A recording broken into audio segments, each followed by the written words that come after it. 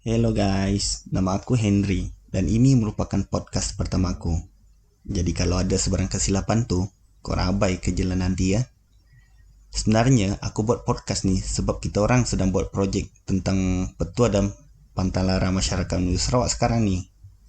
Untuk pengetahuan korang semua, saya merupakan seorang mahasiswa daripada Universiti Malaysia Sarawak atau lebih dikenali sebagai UNIMAS untuk singkatannya. Jadi, podcast ni dibuat untuk menerangkan hasil projek yang kita orang telah buat selama ni tau. Dalam kali ni, kita orang telah diminta untuk membuat 3 buah podcast kurang-kurangnya untuk memenuhi kehendak latihan industri kali ni. Untuk pengetahuan semua, projek yang kita orang jalankan ni adalah sebenarnya secara berkumpulan, iaitu Safikri, Siti dan juga saya di bawah penyeliaan Puan Rosnah. Jadi, aspek projek yang kita orang buat ni adalah berkaitan dengan petua dan pantang larang masyarakat Melayu Sarawak. Nampak macam senang kan geng? Tapi korang kena tahu, Sarawak ni luas tau. Dah banyak masyarakat Melayu Sarawak dekat sini. Okey, pada minggu pertama hari tu, kita orang hanya membuat pembacaan artikel-artikel yang berkaitan dengan projek yang kita orang jalan ni. Sebenarnya, pembacaan artikel tu dibuat untuk mengetahui asas petua dan pantang larang masyarakat Melayu Sarawak ni. Pembacaan yang kita orang buat ni sebenarnya untuk menambahkan lagi ilmu pengetahuan kita orang supaya apabila buat projek ni nanti taklah kelam kabut sangat kan. Dan pada minggu pertama hari tu juga saya telah membaca banyak petua dan pantang larang yang ini termasuklah kaum Melanau, Iban dan Melayu. Dalam masa minggu pertama tu juga saya telah dapat mengenal pasti banyak petua dan pantang larang yang saya tak tahu pun selama ni. Padahal benda tu dekat sekeliling saya saja dan banyak diamalkan oleh rakan-rakan saya selama ni. Tapi saya tak tahu. Tapi selepas saya membuat pembacaan tentang amalan ni, baru saya sedar banyak lagi ya. Oh, yang ni rakan-rakan saya telah buat selama ni. Jadi dekat situ juga saya ingat balik tentang amalan-amalan yang kita orang telah amal selama ni. Berdasarkan pembacaan ni juga baru saya perasan yang amalan-amalan masyarakat yang kita amalkan sekarang ni adalah hampir sama saja. Di mana setiap masyarakat tu dia mempunyai persamaan yang dekat tau kalau korang perasan. Contohnya lah kan, kedua-dua masyarakat Melayu dan masyarakat Iban mempunyai pantang larang dilarang menunjuk pelangi tau. Kalau masyarakat Melayu ni kan, kalau dia orang menunjuk pelangi, tangan dia orang akan kudung ataupun bengkok. Tapi kalau masyarakat Iban ni, kalau dia orang menunjuk pelangi, itu akan memberi nasib yang sial kepada dia orang tahu. Di situlah persamaan pantang larang yang kedua-dua masyarakat kita ni amalkan. Pada minggu kedua dan ketiga hari itu pula kita orang telah membuat untuk proses pengumpulan data di mana kita orang telah mencari para responden kita orang daripada serata tempat. Contohlah kalau kawan saya dekat Sematan, dia ambil penduduk dekat Sematan ataupun rakan-rakan dia yang memang orang Sarawak. Untuk pengetahuan korang semua, projek yang kita orang buat ni hanyalah dibuat berdasarkan atas talian sahaja. Korang pun faham kan dengan keadaan negara kita sekarang ni macam mana, dengan PKPD lagi, SOP lagi. So, projek yang kita orang buat ni hanya dapat dijalankan atas talian sahaja. Sebab kalau nak buat kajian lapangan tu agak susah sikit lah. Dan lagi pun kalau dibuat secara atas talian sahaja, kita orang dapat menjimatkan masa tau. Dekat situlah advantage-nya projek yang kita orang buat ni. Seperti yang telah saya bagi tahu tadi, projek yang kita orang buat ni hanyalah memfokuskan kepada masyarakat Melayu Sarawak sahaja. Dan masyarakat Melayu Sarawak ni ianya terhasil daripada pelbagai proses dan perubahan budaya pada zaman dahulu. Dan ini termasuklah penghijrahan, asimilasi mutlak dan juga amalgamasi. Bagi korang yang tak tahu apa tu amalgamasi, amalgamasi ni merupakan pertemuan di antara dua masyarakat yang berbeza. Amalgamasi ni biasanya disebabkan oleh perkahwinan, di mana dua buah masyarakat yang berbeza melakukan perkahwinan. Sebagai contohlah, masyarakat Melayu berkahwin dengan masyarakat Bidayuh. Hasil perkahwinan yang dilakukan oleh kedua-dua masyarakat ni akan menyebabkan diorang mengamalkan budaya kedua-dua masyarakat ni, di mana mereka tetap mengamalkan budaya masyarakat Melayu dan juga masyarakat Bidayuh. Jadi disitulah yang disebut amalgamasi. Secara ringkasnya, amalgamasi ini dapat disebut sebagai pertembungan di antara kedua-dua masyarakat yang berbeza dan mewujudkan budaya yang baru dalam masyarakat tersebut, tetapi tidak meninggalkan budaya asal mereka. Kurang lebih macam ni lah konsep amalgamasi ni. Itu pun saya buat berdasarkan atas pembacaan yang telah saya buat selama ni. Alright, kita berbalik kepada topik petua dan pantalaran masyarakat Melayu kita tadi. Okey, seperti yang kita tahu, setiap petua dan pantalaran ni dia banyak pecahan kan. Jadi ianya dapat dibagikan kepada semasa bersalin, perkahwinan, makanan, masuk hutan dan sebagainya. Jadi aspek projek yang kita orang jalankan ni sebenarnya luas tau, sebab ianya merangkumi kehidupan seharian masyarakat kita. Dan seperti yang telah saya bagi tahu tadi, Sarawak ni kan dia banyak pecahan. Jadi setiap amalan petua dan pantalaran yang diorang amalkan tu maybe ada yang sama tapi membawa aspek yang berbeza, dan maybe juga ada yang berlainan daripada masyarakat yang lain. Jadi aspek ini yang kita orang sebenarnya nak kaji tau, supaya kita dapat membuat persamaan ataupun perbandingan yang diorang ni ada. Dia macam ni lah guys, sebenarnya apa yang responden bagi dekat kita orang, itulah yang kita orang dapat dan yang kita orang rekodkan pada template yang kita orang ada. Okay guys, sebenarnya korang tahu tak apa sebenarnya makna petua dan pantang larang ni? Okay, petua ni sebenarnya dapat dimaksudkan dengan nasihat ataupun panduan yang diberikan oleh orang yang lebih tua daripada kita.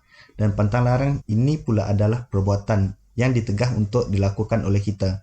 Jadi petua dan pantang larang ni sebenarnya merupakan budaya yang berbeza tau. Jadi korang janganlah gabungkan sekali apa tu petua, apa tu pantang larang.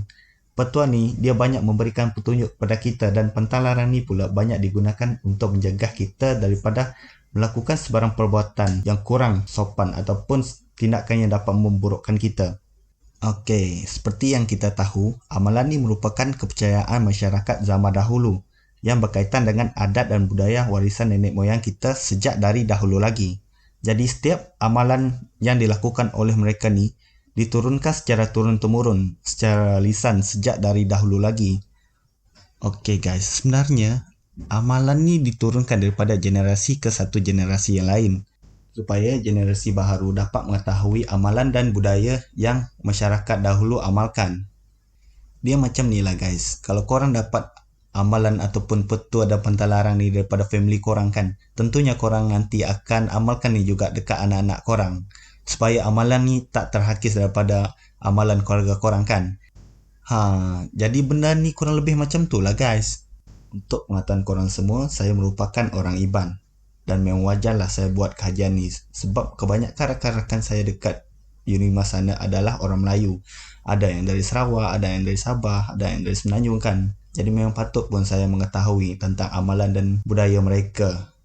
Bukan apalah, sebab sejak dari kecil saya memang duduk dekat kawasan pedalaman, dan pengetahuan saya tentang amalan masyarakat Melayu ni agak sedikit lah berbanding dengan rakan-rakan saya yang duduk dekat bandar ni. So diorang lebih expose kepada amalan ataupun budaya masyarakat Melayu ni berbanding dengan saya yang duduk dekat kawasan pedalaman ni. Sebab dekat kawasan kampung saya ni memang tak ada pun orang Melayu, sebab kebanyakan adalah rata-rata orang Iban.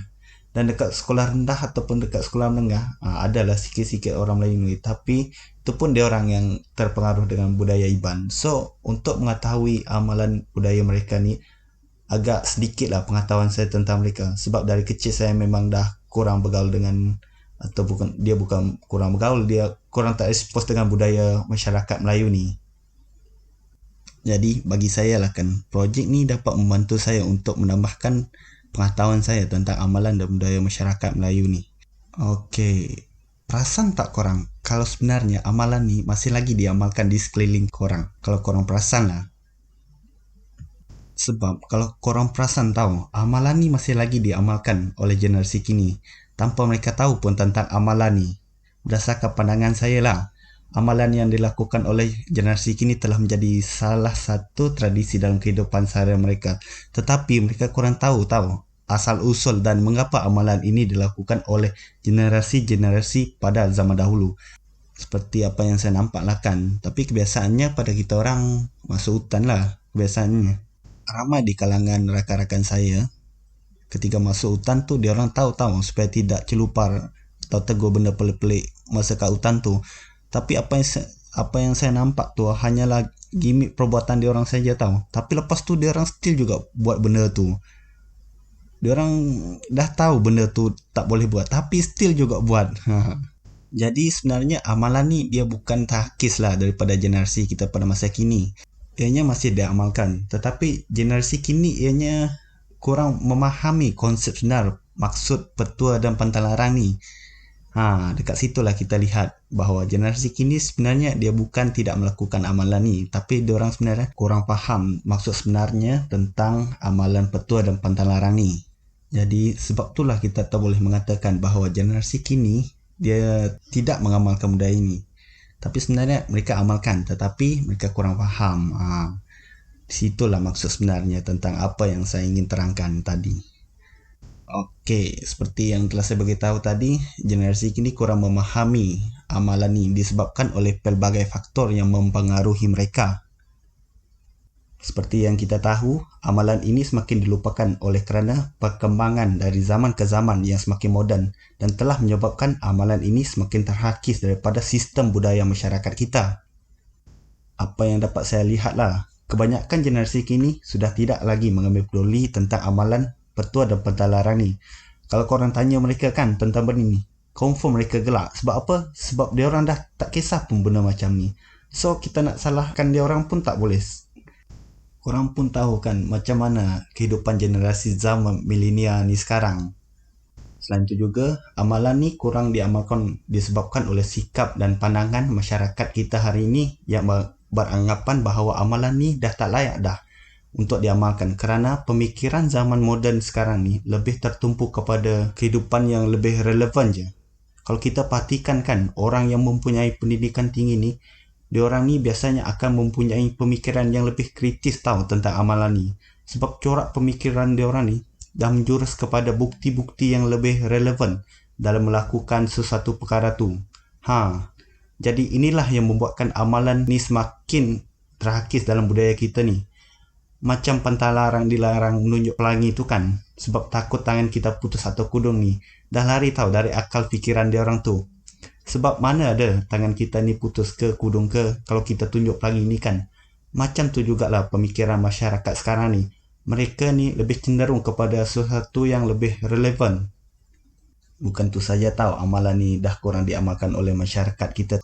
Kebanyakan amalan ni dah kurang diamalkan oleh masyarakat kita disebabkan oleh peningkatan teknologi-teknologi yang semakin canggih daripada zaman ke zaman.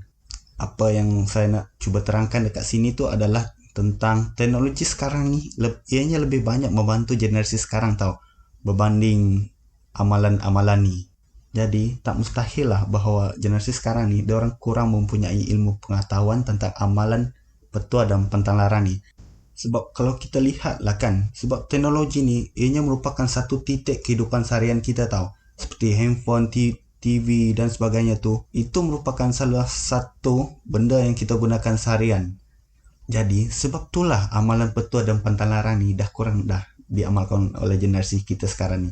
Sebab teknologi sekarang ni telah menjadi satu titik kehidupan seharian mereka berbanding dengan dahulu, masyarakat dahulu yang menggunakan sebagai amalan petua dan pantang larang ni dalam membantu kehidupan seharian mereka. Jadi, apa yang dapat kita simpulkan, amalan ini dah kurang dah untuk diamalkan disebabkan oleh peredaran zaman yang semakin moden dari hari ke hari. Oleh itu, amalan ini telah digantikan dengan satu corak kehidupan yang lebih baik daripada zaman dahulu berbanding zaman sekarang yang semakin moden. So, apa yang dapat saya simpulkan melalui podcast ini adalah amalan ini memang patut pun untuk dikekalkan supaya generasi yang akan datang dapat mengetahui amalan dan budaya masyarakat dahulu amalkan. Alright guys, kalau korang nak tahu tentang petua dan pantang larang masyarakat Melayu Sarawak, korang kenalah tengok podcast aku yang akan datang nanti tau. Sebelum itu guys, kalau korang ada sebarang pengetahuan tentang petua dan pantang larang yang korang amalkan sekarang ni, korang boleh kongsikan pada ruangan komen di bawah ni tau. Jadi setakat ni sajalah perkongsian aku dekat podcast ni dengan korang. Alright, salam sejahtera dan selamat tinggal guys.